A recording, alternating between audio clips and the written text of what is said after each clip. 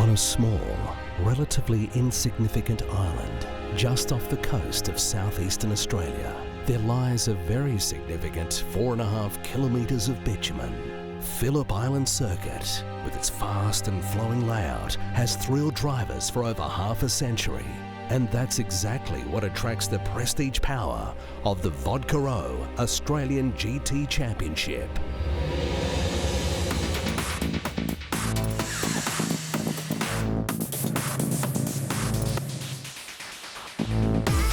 The VIP Pet Foods Mosler of Clark Quinn leads the championship. However, drama in qualifying for the American-built machine will see young Clark join his dad in the Aston Martin. He's never ever driven it before, apart from qualifying yesterday. No, it's not a bad plan, and you get to race with the old man as well, so it should be good fun. Behind Clark, the title chase is a hot one, with Audi ace Mark Eddy and Viper pilot Greg Crick only narrowly behind in the points. Both these drivers are electing to take on the 2 one-hour races solo, a task that will take some focus. It's pretty tough here. 2 1 hours is going to be very tough on myself.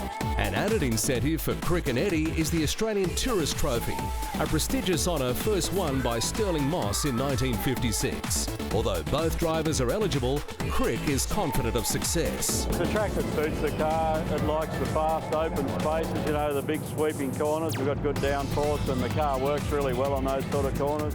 After a stunning debut at Eastern Creek, Peter Hackett will fly solo in the gull-winged Mercedes SLS AMG, the first outing for the Silver Rocket at the Victorian track, and it's immediately at home.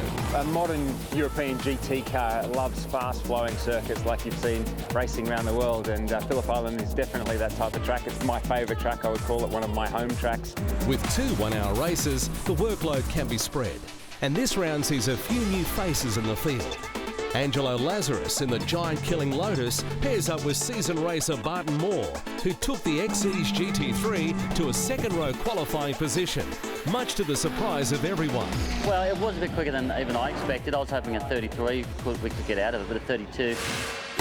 Carrera Cup front-runner Johnny Reid joins John Modesta in the Porsche. And fresh from a race win at the last round in Townsville, Kevin Weeks takes on a co-driver for the first time, with Josh Hunt aboard the Lamborghini. Makes my job a lot easier. The old bloke's still got his head up his sleeve. Unfortunately for the fast pairing of Dean Grant and Daniel Gaunt, an engine failure in the Mosler sees them sidelined for the event. Also out for the weekend, Rob Knight crashed his 997 GT3 Porsche. But the biggest exit from the event came from Australian Rugby Union International John Tupou with his bell ringer on the main straight.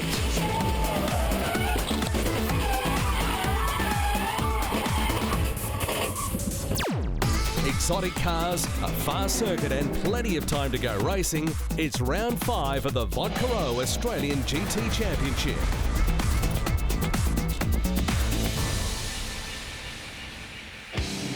Hello and welcome to the picturesque Phillip Island Circuit, some 2 hours south of the Melbourne CBD. A tough field of the country's best GT sports cars are getting ready for the first of 2 one-hour endurance races. At stake today, not only class victory, but the CAMS Tourist Trophy, which has been contested for over half a century. The fast man so far for round 5 is Mark Eddy, claiming the Michelin Pole Award in a blistering 1 minute 31.76. Yeah, it was really good towards the end. We put a soft set of tyres on, which are the 8s, and that proved, I think, the difference. It might hurt us in the race, but it got us pole. Bit of a disappointment. We thought we had it there for about a half a lap, I think, and then Mark came out and popped in a quick one with soft rear tyres, which I wouldn't like to be trying to do a 1 hour race on. So I think their strategy is going to be hoping it's going to rain today. Otherwise, I think in an hour race, they're going to be in a bit of trouble with those tyres. And dramas early for the Mosler MT900R of Sydney-sider Ash Samadi. A fluid leak on the grid, forcing the car to the pits before the start of the race.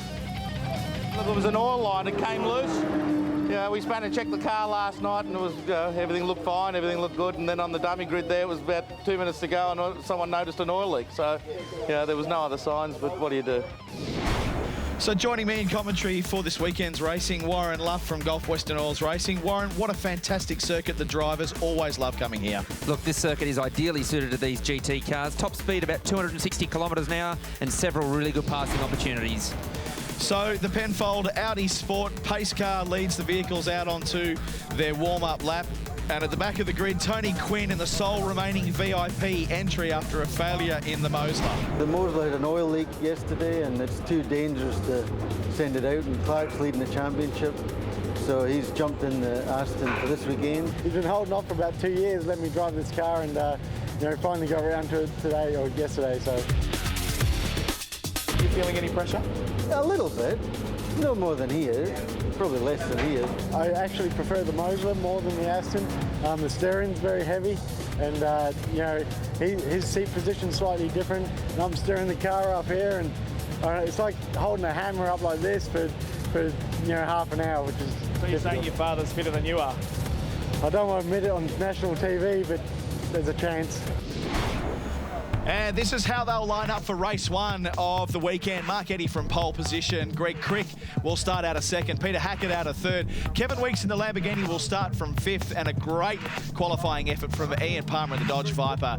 He'll start out of eighth. Rob Sherrard in another Viper in 10th. Peter Boylan, our challenge class leader, he'll start from 12th. And Tony Quinn will start out of 14th after a pretty tricky strategy run in qualifying. We'll talk about that a little bit later. Lots of onboard cameras. Here's Tony at the back of the field in his beautiful Aston Martin. Kevin Weeks, the Lamborghini, the Superlock Lamborghini. He'll carry one of the cameras this weekend. Peter Boylan, the GT3 997 Cup car. Mark Siemens, the local Victorian, he'll be looking for a strong round at his local circuit. And, of course, Mark Eddy, our pole sitter for the weekend. This is Bart Moore in the Little Lotus, the giant killing machine, up in third position. And Peter Hackett in the Mercedes SLS making its debut here at Phillip Island. And Greg Crick, the man who is in charge of the Tourist Trophy right now, as they line up for the start 2 by 2. They'll be looking for the green flag. That'll signify the start.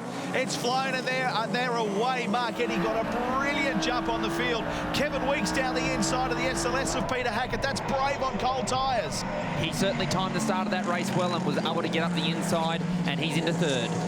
Pretty willing, pretty early. I mean, we've got a whole hour as we ride on board with Bart Moore into the Southern Loop for the first time. What a brilliant job this car and driver combination has done this weekend. They are so fast. Watch for him to push really hard in these opening laps, trying to take advantage of the cold tyre and really try and get up the inside. Here you can see down the inside, looking to have a run on the Lamborghini, but Weeksy shuts the door. That's pretty defensive, pretty early. There's a lot of racing to go as we see Tony Quinn now make the pass on Mark Siemens. As we said earlier, he's coming from the back of the grid.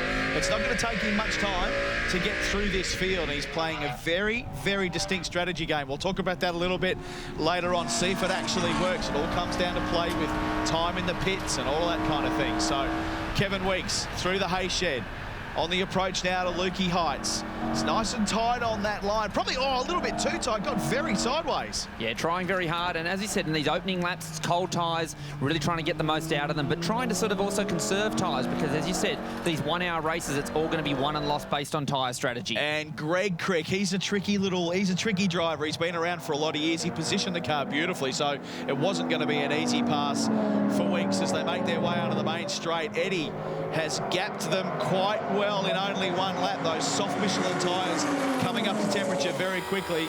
We'll have to wait and see what happens at the rest of the race for those softer Michelins. But look at Tony Quinn scything through the field, going past the Flack brothers in their Porsche 997 Cup car down into turn 1. Slots back a gear. We'll watch a replay of the start here. Kevin Weeks dives to the right-hand side. It's really like Peter Hackett got caught napping at the start there. He didn't anticipate the start well enough, and Cricky obviously goes down by the outside, and Barton Moore gets in on that action as well and thinks, I'll have a piece of that. So Hackett definitely caught napping off the line. Weeksy slides down the inside. Race 1 continues after the break.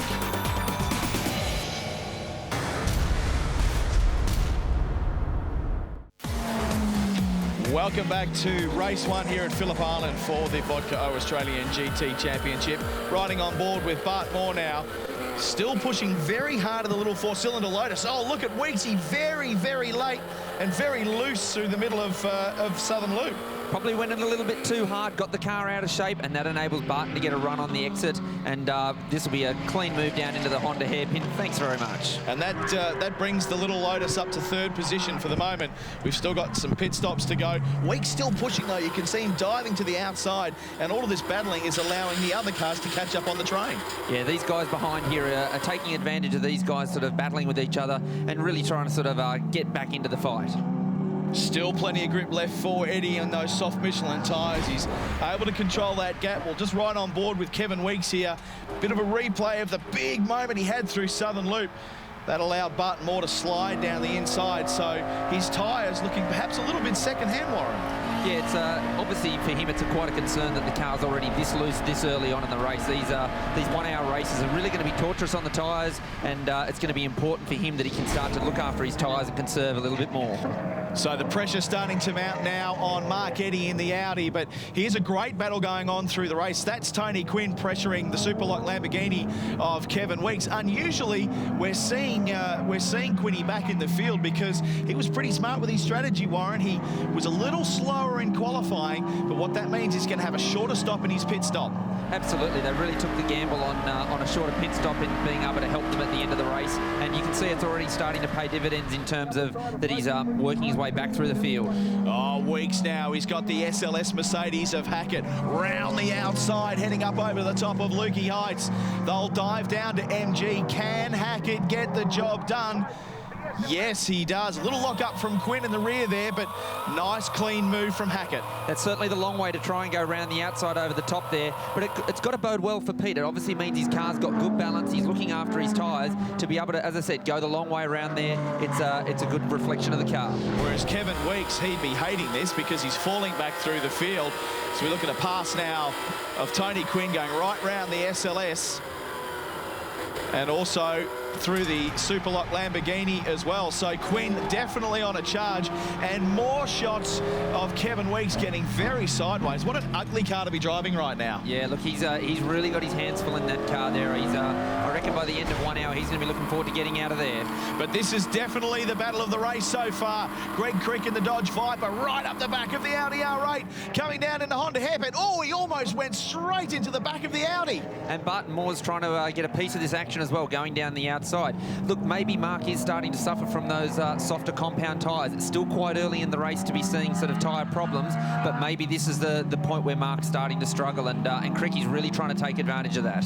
And this is such a great circuit for the big V10 Dodge Viper as well. As you can see, the gap already being built on board with Bart Moore down into Honda. He had a fantastic view, and while these guys are battling, this is allowing him right in the mix. And certainly that little Lotus, as this race goes on, is going to look after its tyres, and here we can see he's already starting to monster the back of the Audi, so he's really trying to take advantage of the problems that Mark's suffering. And there you go, little Lotus straight down the inside into turn 1. He was in the draft, and can you believe that a 1.8 litre turbo 4-cylinder has just blown past an Audi V10? Well, that's the whole idea behind this GT category. The parity has worked out, so the cars are very even. On board with Mark Eddy now. This is what he would have seen in the car. Left, right goes Bart Moore, and then all of a sudden, the little Lotus is down the inside. Now it looks like he's going to have Tony Quinn to deal with, so obviously these tyre issues are starting to become a problem for Mark Eddy, because he's really sort of falling his way back down through the field, and here we see a bit like what the Lotus did the lap before. Quinn's going to have a shot as well, but he's sending him to the outside. It's going to be the long way for him to go around. It's going to be a tough old challenge around the outside of turn 1. Did he take his brave pills? He's gone straight past him. A little bit untidy down into 1 as we finally see Kevin Weeks come in for a pit stop. It looks like he's going to hand over the reins to his co-driver, Josh Hunt, as well. They're looking at changing that right rear, if you saw there, Warren. So that was the one that was giving him plenty of problems. It certainly was, and you could see that Josh Hunt had his very sophisticated seat insert of the cushion off his grandma's lounge. Oh, as you see Bart Moore blow past Peter Boylan, but still get very sideways and a little untidy going over the top of Lukey Heights. Yeah, it certainly was. It was an important move that he get round the outside and chase down that Viper. Let's cross to the pits with Kevin Weeks. Well, the rear tyres give up with a full tank after about 3 laps. So The first couple of laps were good. So then it was a matter of nursing it to the pit stop, was Just hopeless. The rear tyre on these Lambos are too small. They should allow us to run the bigger rear tyre. We've got no show on a circuit like this. Well, he almost sounded defeatist there. That was incredible. I haven't heard an admission like that from a racing driver for a long time, Warren.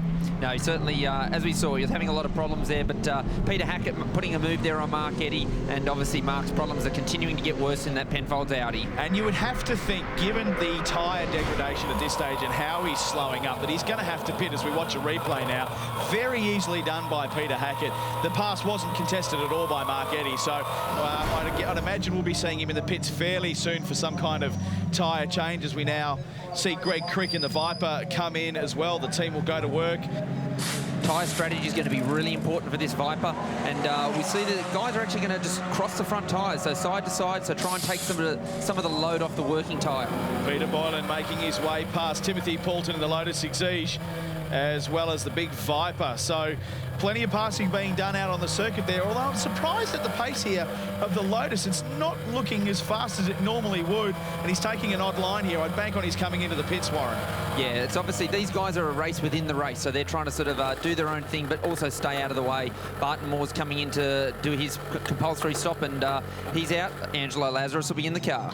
And here is the Penfold Audi Sport Audi R8 of Mark Eddy, your pole sitter, finally coming into the pits. You'd have to imagine that they'll be doing some kind of work on that car with its tyres. And Ash Samadi also coming into the pits. Great to see him back out there. They got the car started after that issue on the start grid, but lots and lots of work being done here up and down the field. The Melbourne Performance Centre going to work on the R8. Tim Poulton, look at that, shaking his head. And that's what I said earlier, the Lotus in the pits having an issue. Yeah, he looked like he had some trouble before, and certainly with the back end of that car up, there's something quite terminal going on under there. So Hackett now on a bit of a march as we go back to the pits. A little bit of confusion there on releasing Lazarus. I wonder what's going on there. He was just about to go. The R8's up there. He's waiting to go. He's been released. And finally, they let Lazarus pull out. Something going on there, Warren. Obviously, these guys have got a compulsory time. They have to be stationary in pit lane, so it's important that they keep an eye on that. Greg Crick, you see him in the background there, comes straight past the Audi. And that was a pass for position as well. So Greg Crick and Mark Eddy now nose to tail out on the circuit. And it looks as though the weather's changing as well here at Phillip Island. But what a great drive from Barton Moore to put the car in a great position. It's what we're hoping for. We wanted to give these guys a real hurry up and be yapping at their heels, and I think that's what we did. Josh Hunt now on a charge through the hay shed, looking to go around Lazarus. Race 1 continues after the break.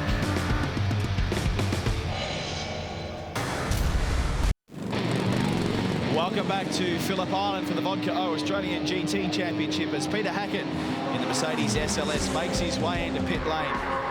The Melbourne Performance Centre guys go to work, but here is your race leader. It's Tony Quinn in the VIP Pet Foods Aston Martin. What a drive so far. And we've had a spinner, Mark Siemens, down at Honda.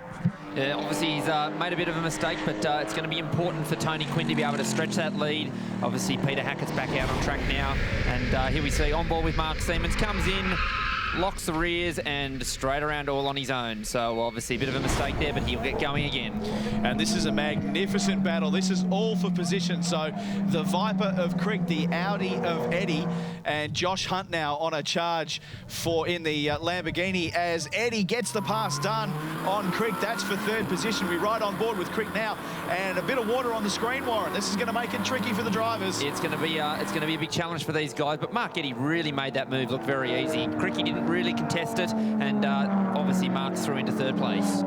And of course, Eddy has fresher tyres than the Viper as well, as Josh Hunt now right tucked up in the draft of the Viper. It punches a pretty big hole. So we see the leader in the pits now, Tony Quinn. The crew go to work. Clark Quinn grabs his seat insert. Tony's dragged out. Clark gets ready, and this is very important for the championship as well, because coming into this round, Clark was the leader. Exactly, and it'll be important to see whether they can take advantage of the less time they're going to have to spend in pit lane thanks to where they qualify. Oh, look at Hunt being held up by Sherrard here. That is terrible. Is there anything worse for a racing driver when you're trying to dice for position than being balked by a slower car? There's nothing more frustrating. You see all that great work that he's done, and you can see the Viper ahead and the Audi just stretch away from you. And the attitude on the car as well. well. You could see it snaking all around, so the water is certainly starting to gather around the circuit. We go to the pits now to talk to Tony Quinn after a great drive. No, it was good. Once we got going, it was good. The tyres were good, and I think the heavy fuel seems to help that car, because when it gets light, it gets a bit taily at the back. So you started down the back and ended up pretty much in the front at your stint. Well done. Yeah, no, it was good. I knew I couldn't let the guys get away, and I just kept going. I just felt like I was Craig Lowndes out there doing my job for the young fella. Craig Lowndes, geez, he rates himself, doesn't he, Tony Quinn? He certainly does, and Mark Siemens again making a mistake in that Lamborghini and firing it off backwards. Well, we're getting pretty late into the race now. Just a few minutes remaining. He's going to drag himself out of the kitty litter as we ride on board, and looks like he's just gassed it up and gone around. Yeah, just trying too hard, and the back of the car just hasn't got the grip that he was after. So the Viper now of Greg Crick in a fantastic position on the way through the hay shed.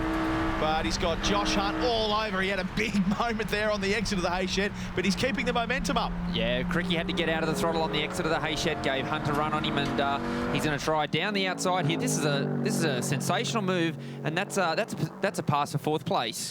What a fantastic move from the young Victorian. Made it very, very clean as we see water still on the windscreens. And look at the gap now that Josh has been able to pull.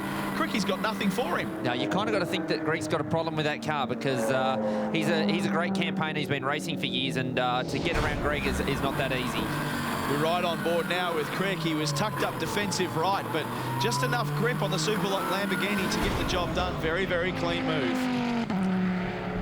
So Hunt now up to fourth. He's going to hunt down Eddie to see if he can drag the Superlock Lamborghini up onto the podium. But now Crick has really caught him down there under brakes. For some reason, it looks like Josh is slowing up in the Superlock Lamborghini. Did you see anything in the car there, Warren? I couldn't pick it. No, but certainly his pace has definitely dropped off. There's obviously some kind of problem there. You can see Oscar, the crew chief, he's on the radio. There's some worried faces in that Superlock Lamborghini pit area, so there's obviously something wrong. And the battle for second position continues. Mark Eddy getting a run now on Peter Hackett. He's tucked up right behind that giant wing of the SLS. I wonder what he can do in the draft. He's really going to try and take advantage of those fresher Michelin tyres he's got on. And same again, you can see Pete doesn't really even try and sort of contest it. He knows that obviously Mark's got better speed, and he's obviously straight through into second position. So with only minutes remaining in this race, the Superlock Lamborghini pulls into pit lane. Oscar Fiorinato at the back of the car there. They're going to work on that right rear. They've got a tyre ready, but we'll have to see what happens here, because we couldn't see definitely anything in the car.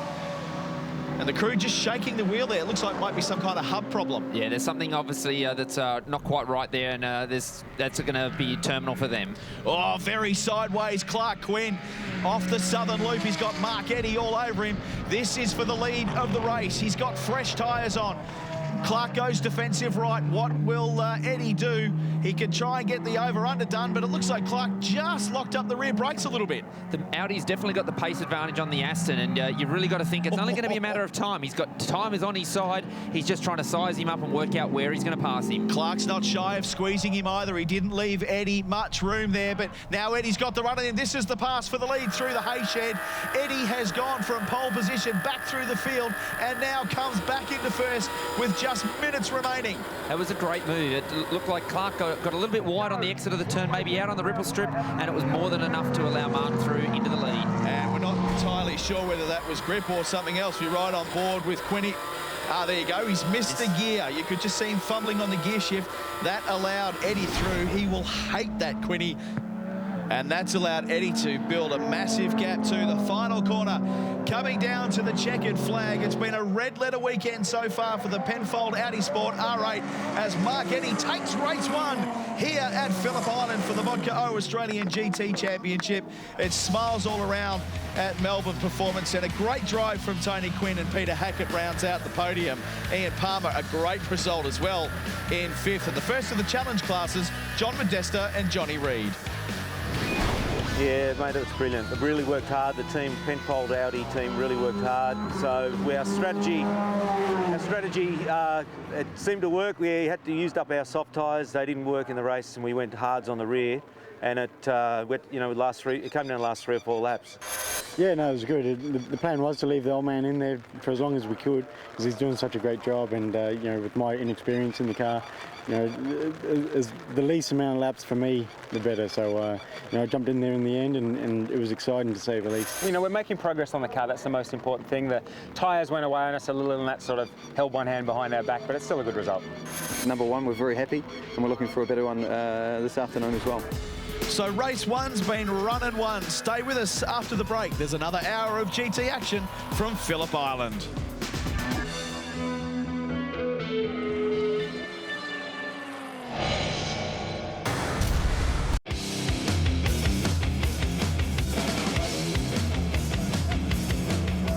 This one here is a 2009 model. It's the only one racing in the world from the first, when they made the first 10, they destroyed the other 8 and upgraded into 11. So it's a V10, it's a Hollinger sequential gearbox in it. The aero on the car is incredible. It's full carbon fibre car. It's a beautiful car to drive. It's really fast. It's having aero here. We don't have the power of some of the cars here, but we've got very high corner speed. Brakes work fantastic.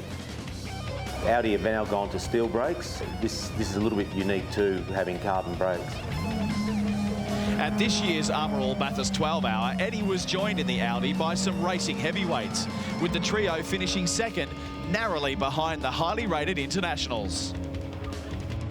When you drive with Lowndes and Luff, you got to step up a bit, and it was a lot of pressure on myself to try and make sure that I pulled my weight with the team, and I learned a lot. The Germans were really good with information. Craig and Warren Luff were very good on getting me up to speed, and it's starting to reflect, I think, in some of the driving this year.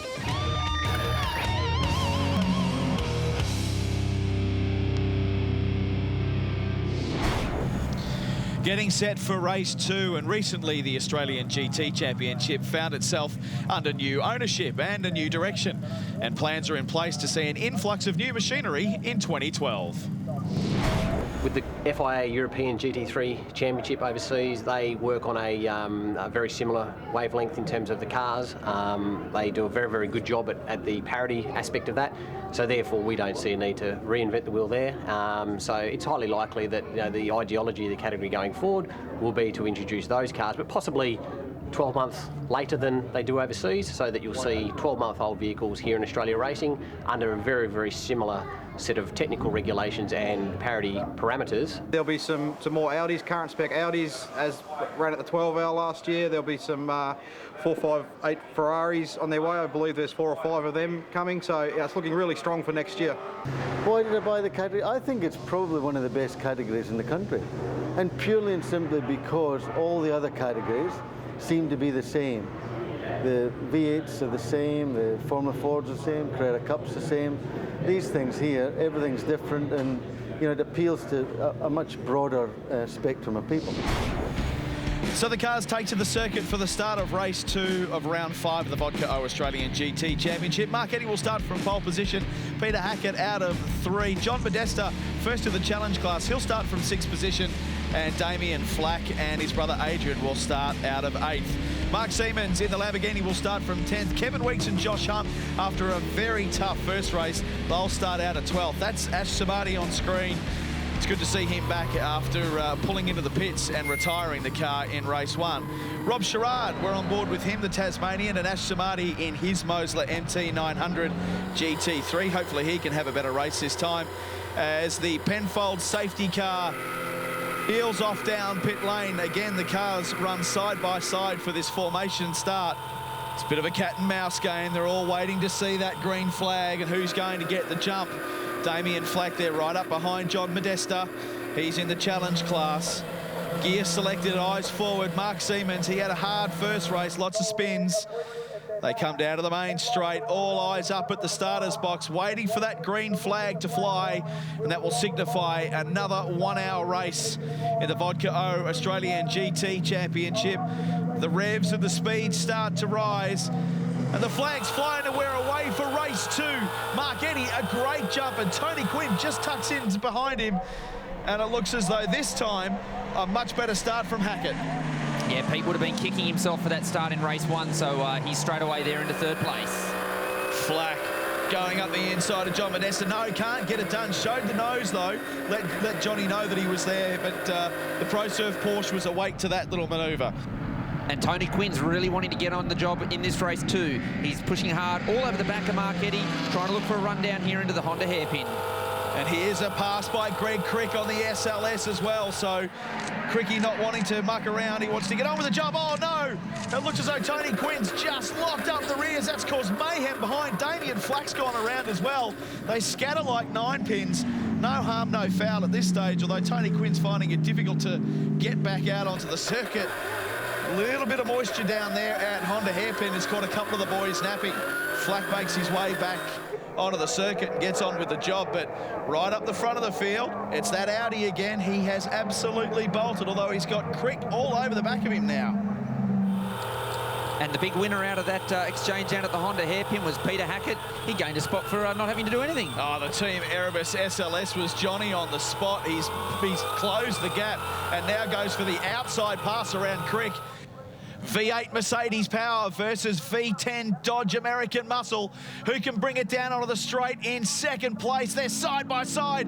That's massive. It's 200 Ks plus, Warren. That's a huge move coming onto the straight there at Phillip Island, and Pete's done it superbly. He's now really got that Audi in his sights, looking to make amends and get to the lead. He was so aggressive. He just chopped across the nose of Greg Crick there. So Greg not left napping. He will keep the Mercedes in his eyes. He's got plenty of grip as they come down to the southern loop again. Eddie's watching this in the mirrors. He'd be thinking, maybe I can get a bit of a gap if these two keep playing, but wow, so early on in the race, such aggression.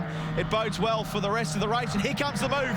The SLS shows the nose again to Audi. We're right on board with Team Erebus right now. He goes to the right-hand side. He gets the pass move. He's got 10-stage ABS, and he's going to need every stage of it. Crick follows him through as well. Mark Eddy's the big loser out of this situation. He's gone from 1st to 3rd in a matter of 1 corner, and now he's got Kevin Weeks all over the back of him. Yeah, Weeksy wants a bit of this action as well. He drove the tyres off that car in race 1, and it looks like he's going to try for it again. Vodka O replay now of Tony Quinn down into Honda, locked up the rear brakes, almost took the Audi with him. Another loser from the first lap incident was Damien Flack. Same as Tony Quinn, locking the rears, comes in there too hot, and around he goes. We'll have a look at it on board with Tony Quinn as well. He gets a great run on Eddie, runs over that little bit of water, Warren, and then she's all gone. Yeah, he got in there way too deep and grabbing those rear tyres, and away it went.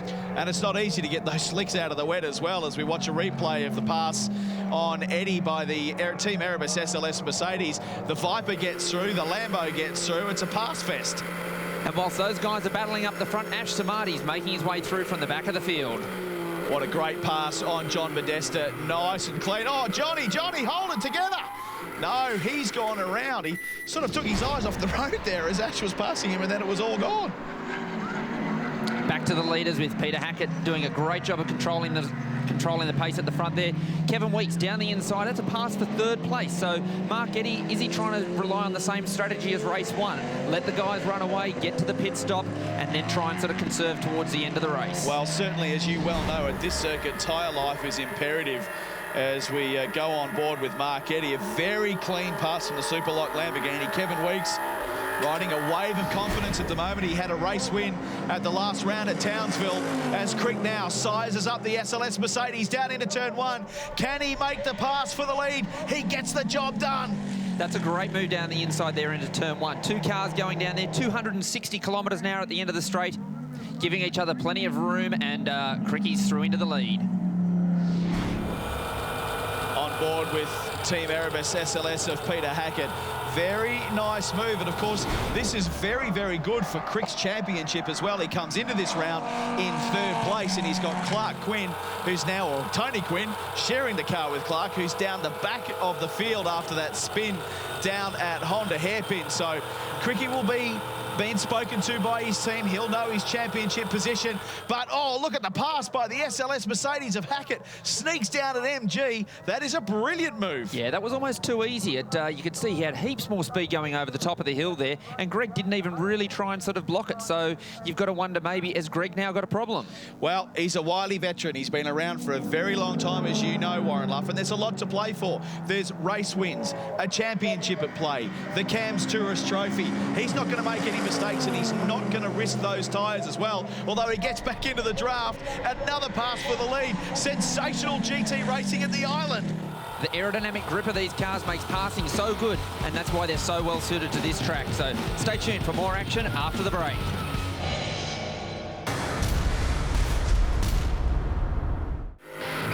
Welcome back to Phillip Island as we see John Modesta putting a pass on Peter Boylan. This is for Challenge Class lead.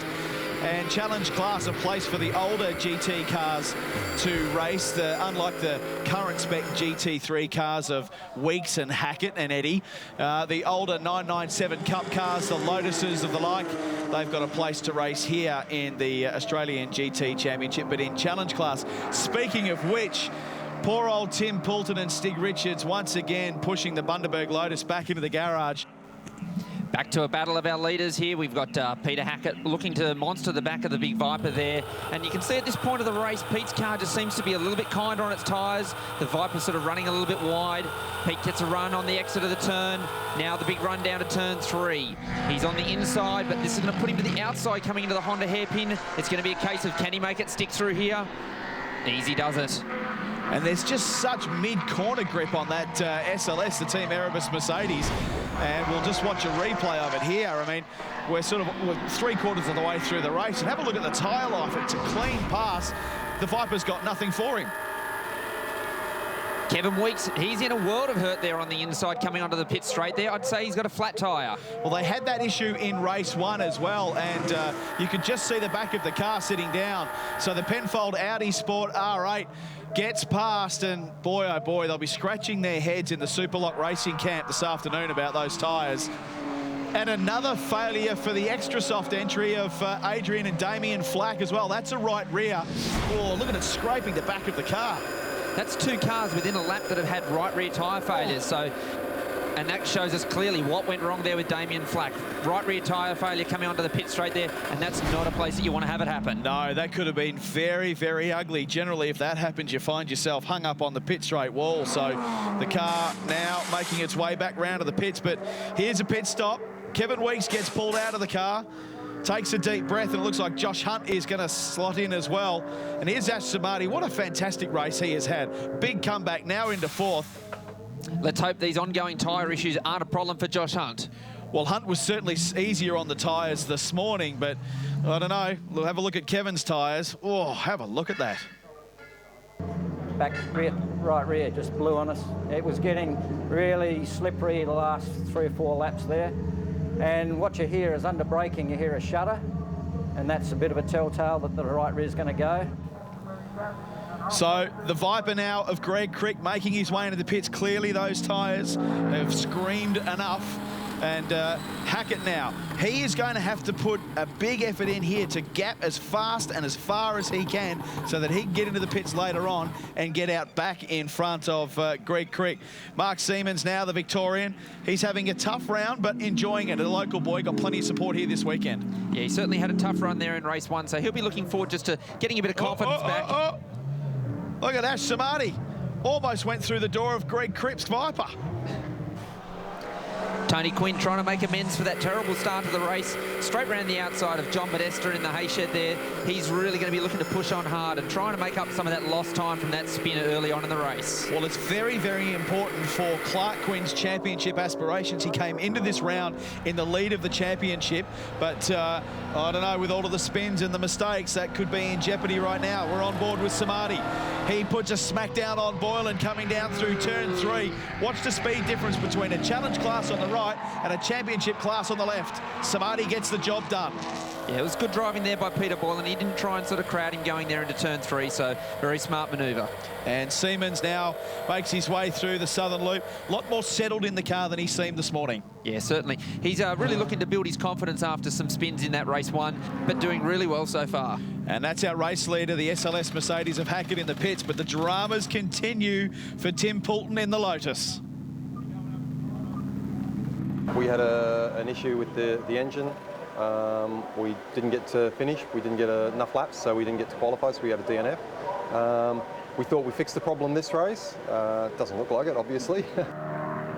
So Tony Quinn makes his way towards the pits now. He's had a big drive to try and make up for that mistake as Hackett leaves the pits. And this is where it's going to get very, very tight. Hackett had some very quick laps there. He's put himself in a great position. And now Mark Eddy too is into the pits as well. So fresh tyres, driver changes. The next 10 to 15 minutes of this race is going to be absolutely critical. Yeah, it's the in and out laps that's going to be critical here. The guys, their ability to push on cold tyres on the way out of the pits and really trying to work their way back into the race. And jumping into the VIP Pet Foods, Aston Martin DBRS9 was our championship leader coming into this round. Clark Quinn, the car drops down off the jacks. You can see the R8 of Mark Eddy pull in. Clark's got to be held here for his compulsory pit stop. He gets released by the team. Now he has got a massive job ahead of him. He is almost in one entire lap down on our leader, Peter Hackett. So it's all to do for the VIP crew and car and driver. Here comes Hackett across the line.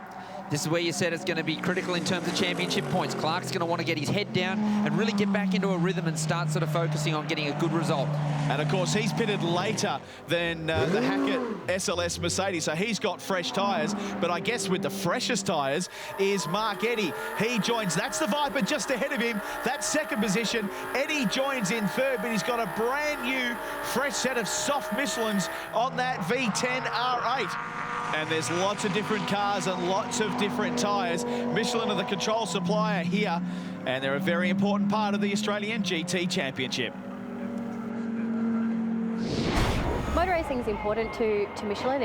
It's where we develop our tyres, it's where we build our new technology, it's where we test our new technology. We work really closely with the teams. We get their feedback, we spend time on the pit lane with them, checking their tyres, checking the pressures, just seeing how they behave. Even between different circuits, you're going to have different performance of different tyres. So it's that sort of feedback that we then put into our passenger tyres. We're on board with Clark Quinn here, and it sounds like something dreadful has happened to that car. And this is our championship leader, Warren Luff. Look how slow he's circulating. Oh, you'd have to think that this is probably the end of the race for Clark and Tony Quinn. You're here coming through turn 1, everything's normal, down changes into turn 2, and then the problems start. Whatever it is, it's definitely terminal, and I would say very expensive. He started to accelerate out, but oh, look at the vibration in the back of the car. That's got to be driveline or gearbox related, I'd imagine. Yeah, Clark very quickly gets out of the throttle and brings it back to the pit. So very disappointing day for those guys, but more importantly, it's going to hurt his championship chase. Yeah, that ends a torrid weekend for the VIP Pet Foods team. I would imagine they'd be quite happy to see the airport out of Melbourne tonight. But this is the race for second. You can see the gap has closed between Eddy and Crick. Eddy's got the fresher Michelins on. He's been a powerhouse all weekend, and he's applying the blowtorch to the back of the big Dodge Viper through the hay shed. Look, Mark's done a fantastic job of really managing his tyre strategy through these races. We've seen in both races, he's really sort of conserved early on. It's enabled him to charge at the end, and here we go straight away down the inside, second place. Now he's on a charge. He's got Peter Hackett in his sights. And Crick just gave him a little bit of a nudge to the right there to make sure he wasn't going to get it that easy, but that's a big pass now. I wonder if there's enough time for him to chase down the leader, Peter Hackett in the SLS Mercedes. He's got the job ahead of him, but he's got the equipment underneath him. He's shown that all weekend, Warren. It's really going to come down to, has he got enough time left in the race? He's certainly got the speed, but it's going to come down to time. Well, out of time, laps and luck, unfortunately, is Clark Quinn. It's been a disaster of a weekend. You know, we're just pacing around there. We're looking good. You know, get a good chunk of points. But I was just going down the straight, and all of a sudden, a big clunk happened, and it's apparent that the diff is gone again. Well, sad reports from VIP Pet Foods Racing, but Team Erebus, they have done the job in race 2 here. Peter Hackett comes out of MG for the final time. This is a new car to Australia. There's only one of them in the Southern Hemisphere, and Peter Hackett is going to guide this magnificent GT3 race vehicle to its first win anywhere in the Southern Hemisphere. The team's out on the wall, Betty, the team owner, and everyone from Team Erebus celebrate as Hackett takes the win in race 2. What a brilliant drive from the Melburnian. But it's Eddie who crosses the line for race 2, but will take the round win and the CAMS Tourist Trophy, and will also take the championship lead. Crick in the Dodge Viper didn't have enough left to hunt him down, but a great weekend nonetheless. Here are your race results. Peter Hackett giving Mercedes the first win. Mark Eddy takes the round in second, and Greg Crick in third position. A brilliant drive from Ash Samardi in fourth, and John Modesta the first of our challenge class home. Peter Hackett, he's a happy man. This is a fantastic accomplishment for a very new team. We've made some great progress over the weekend, and my dad's down, so it's really nice to be able to do this in front of a big crowd for GT racing in a standalone event. And you know, things are looking up for the SLS and Team Erebus. We've got some good data out of this weekend. We've found you know, a few tweaks in the car, and we've shown really good race pace once again. And a big congratulations to Mark Eddy as he takes home the CAMS Tourist Trophy. It's a perfect weekend, mate. It's really fantastic to be up here. It's hasn't been a lot, so you know, really is fantastic weekend for us. We had the speed early on. The first half of the race we were fine. We could run with Eddie or with Pete in the Mercedes, and that was a lot of fun. But the second half of the race was a different story, where we just suffered with very bad tyre degradation. Number one's where we wanted to be, and we achieved that, so we're stoked. Gives me good grounding before the Carrera Cup round here as well, so very pleased. The competition was really tough, to be honest. You know, we're against Johnny, and he had a lot of experience in GT Cup, but that's all part of it. It's really, really good fun, really good fun. This has been really satisfying, mate. It's been a really hard-fought victory today, and we're very pleased, so it's been excellent. So after a sensational round, Mark Eddy takes the lead in the championship from Greg Crick. Clark Quinn drops to third with Ash Samardi in fourth. And after another consistent round of driving, Peter Boylan's got one hand on the trophy for the GT Challenge class. Tim Poulton, the shocker, and Damien Flack holding there in third. So that's all the race action. Thanks for joining us here at Phillip Island. On behalf of Warren Luff, I'm Matt McKeldin. We'll see you next time. We'll be right